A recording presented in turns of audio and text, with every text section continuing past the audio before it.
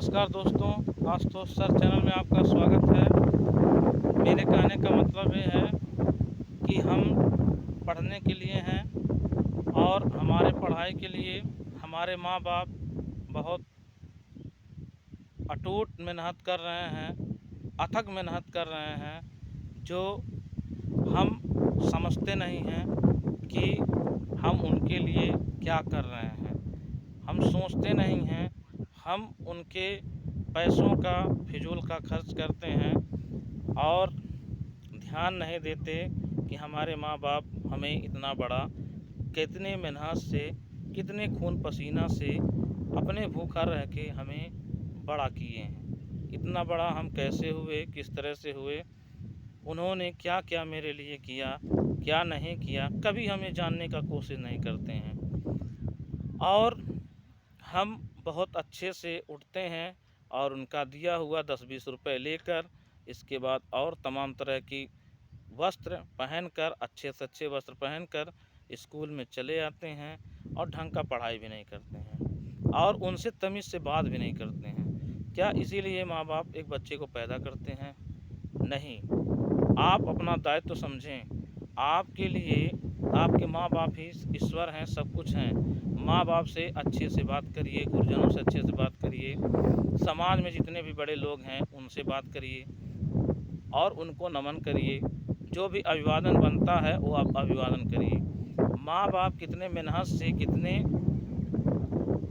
अटूट अथक परिश्रम से यहाँ तक आपको पहुँचाते हैं और उस पर पैसे का सदुपयोग करिए। आपको अगर विद्यालय भेजते हैं तो सुबह में उठ के मेहनत करते हैं, आपके लिए लंच तैयार करते हैं और आपको स्कूल पे अच्छे से अच्छे कपड़े, अच्छे से अच्छे व्यवस्था के साथ भेजते हैं, जो खुद वो नहीं पाए हैं।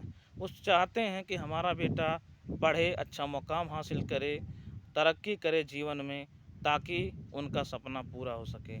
कभी आपने अपने माँ बाप से जानने का कोशिश किया है या उनके दिल में क्या बातें चल रही हैं आपको लेकर? कभी उनका दिल का बात जानने का या पहचानने की कोशिश किए हैं? नहीं। करिए, ये करना चाहिए, आपका धर्म है, आपका कर्तव्य बनता है। जिन्होंने आपके लिए बहुत सारा परिश्रम करके और बहुत सारे सपने सजाकर आपको पढ़ाया या पढ़ा रहा है और आप क्या करते हैं? आप ढंग से पढ़ते नहीं हैं। स्कूल में जाएंगे तो बाल अजीब-अजीब तरह के कटवा के जाएंगे, कट पैंट पहन के जाएंगे। ये सब चीज़ें नहीं करना चाहिए। स्कूली ड्रेस पहन के जाइए और इसके बाद अपने माँ बाप का ध्यान रखिए और पूछिए, उनके दिल की बातों को जानिए कि उनका सपना आपको लेकर क्या है।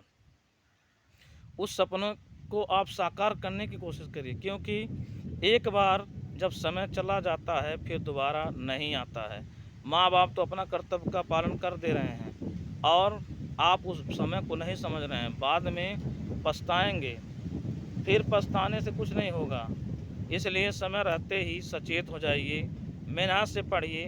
बताइए, अगर 250 रुपया एक दिन वो कमाते हैं या 300 रुपया कमाते हैं, उसी में आपका वस्त्र, आपका किताब कापी, आपका आने जाने का खर्च, आपका पढ़ाई का फीस सब कुछ भरना होता है, प्लस अपना घर चलाना होता है, प्लस आपका मेडिसिन का भी खर्च उठाना होता है।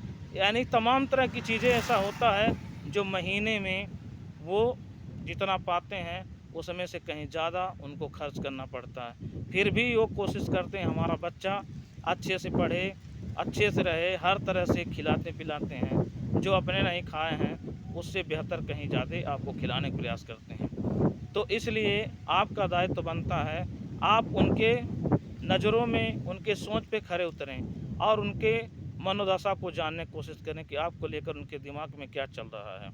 इसलिए जब भी पढ़ाई से टाइम पाइए, अपने माँ, अपने बाप के पास समय दीजिए, उनके अंतरात्मा को जानने की कोशिश करिए और उनके साथ काम बटाइए। मेरा यही विनती है, यही निवेदन है, क्योंकि समाज में मैं देख रहा हूँ बच्चे काफ़ी हद तक बिगड़ जा रहे हैं। उनको ये पता नहीं चल रहा है मेरी माँ, मेरे बाप किस तरह से हमें यहाँ तक पहुँचा रहे हैं, कैसे हमको पढ़ा रहे हैं, कैसे लिखा रहे हैं, हमारा क्या दायित्व है, हमें क्या करना चाहिए, ये सब भूल बैठे हैं। इसलिए मेरे मित्र, मेरे बच्चों, मेरे भाइयों, मैं आपसे यही निवेदन करूँगा कि आप अपने माँ-बाप के मनोदशा को जानने की कोशिश करिए, अपने व्यवस्था को जानने की कोशिश करिए, किस व्यवस्था के साथ आपके माँ-बाप आपको यहाँ तक, इस मुकाम तक पहुँचा रहे हैं, और उनके मनोदशा को जानकर उनके अनुकूल काम करिए। मेरा यही निवेदन है, और अच्छे समाज का निर्माण करिए, क्योंकि बाद में समय जब ख़त्म हो जाएगा, आप ये सब नहीं कर पाएँगे, फिर रोड पे नज़र आएँगे। फिर आपको पूछने वाला, जाँचने वाला कोई नहीं मिलेगा। फिर एक बेकार इंसानों की तरह घूमते रहेंगे, और जो मेहनत करेगा वो सक्सेस हो जाएगा, दिन प्रतिदिन वो अग्रसर होगा, उसकी नस्ल बदल जाएंगे, सब कुछ व्यवस्था हो जाएगा। इसलिए मैं कहना चाह रहा हूँ कि फिर क्या होता है, क्या वर्षा जब कृषि सुखानी, समय चूक पुण्य का पछतानी। यानी कि बारिश होने से क्या मतलब, जब खेती सूख जाए, समय चूकने के बाद पछताने का कोई मतलब नहीं होता है। इसलिए समय रहते ही आप सब कुछ कर लें, मेरा यही विनम्र निवेदन है, और आप अच्छे समाज का निर्माण करें। एक शिक्षक ही शिक्षा को समझ सकता है, उसके महत्व को समझ सकता है, क्योंकि शिक्षा वाला जो समाज होता है वही सुचारू रूप से चलता है, ढंग से चलता है, वही लोगों को अग्रसर करता है। मैं इसी के साथ अपने वाणियों को विराम दे रहा हूँ। जय हिंद, जय भारत।